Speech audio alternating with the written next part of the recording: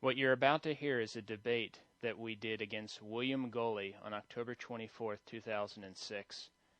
William Goley studies the issue of Sedevacantism, and he has a degree in systematic theology from Seton Hall University in New Jersey.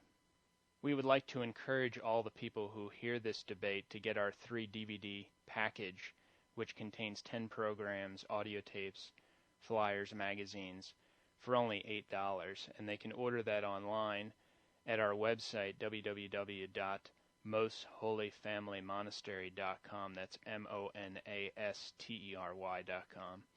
Or they can call us at 1-800-275-1126. Also, on our website, we have almost all of our videos online, which people can watch for free. I will be moderating this debate. The question is, are the post-Vatican II claimants to the papacy true popes?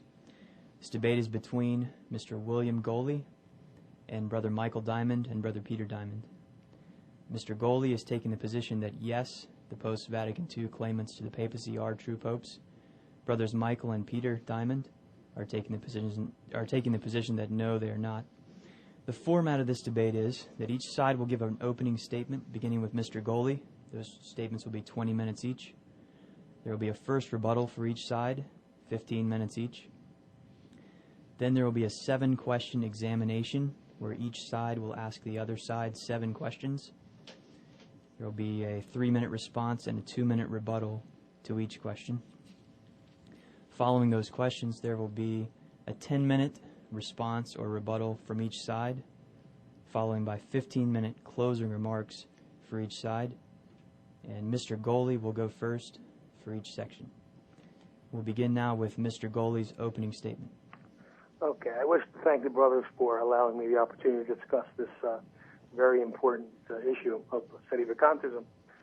And as I study the different Sedevacantist positions, each one of them differ slightly in their arguments.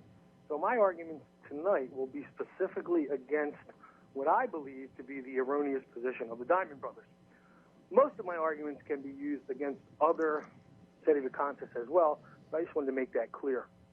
I wish to immediately address a number of the errors that I see within the Diamond Brothers arguments. In studying their website, their logic seems to go like this. A heretic cannot hold the papal office.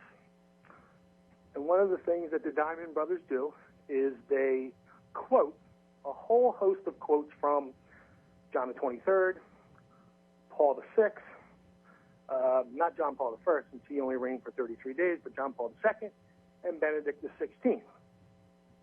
They take these quotes and they interpret these quotes and say that these men are heretics. This particular quote is heresy. I'm sure they'll quote a number of them tonight. My position is going to be that their interpretation of these quotes cannot be correct. That if their interpretation of these quotes is correct, then the church is in utter chaos. That the foundation of the church that Jesus Christ founded is essentially no more. The first question I think I have is for the Diamond Brothers right off the bat is, how do you know your conclusions to these quotes are correct?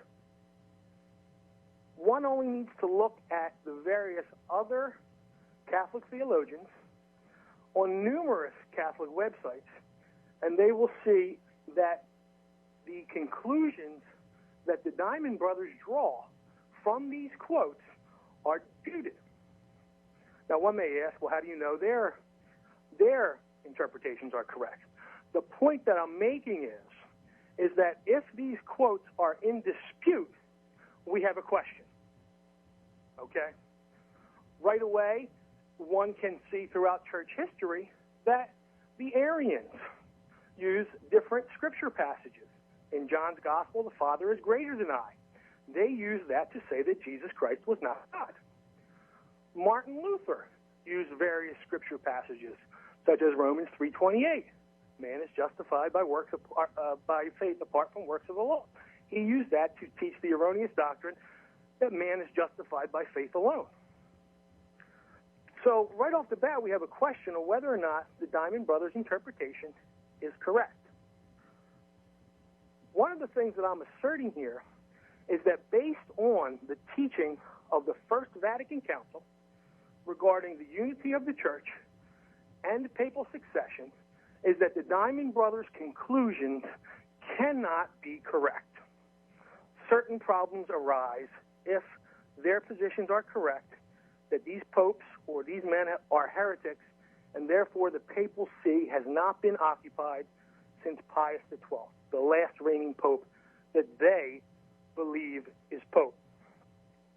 Vatican I taught in Session 4 on July 18, 1870, but that the episcopacy itself may be one and undivided, and the entire multitude of the faithful, through priests closely connected with one another, might be preserved in the unity of faith and communion, placing Peter over the other apostles he established, in the perpetual principle and visible foundation of both unities, upon whose strength the eternal temple might be erected and the sublimity of the church might rise in. Firmness of this faith. Furthermore, the council taught, if anyone says that Peter does not have perpetual successors, let him be anathema. So let's examine that quote from Vatican I. Am I asserting that Vatican I says that because Peter will have successors in perpetuity, that means that there will be a pope every single solitary second until the end of time? No, I'm not saying that. That would be ludicrous. Because all of us here, all of us in the Catholic world, Sedevacantists and non-Sedevacantists at this moment, believe that when a valid pope dies, there is a period where the see is vacant.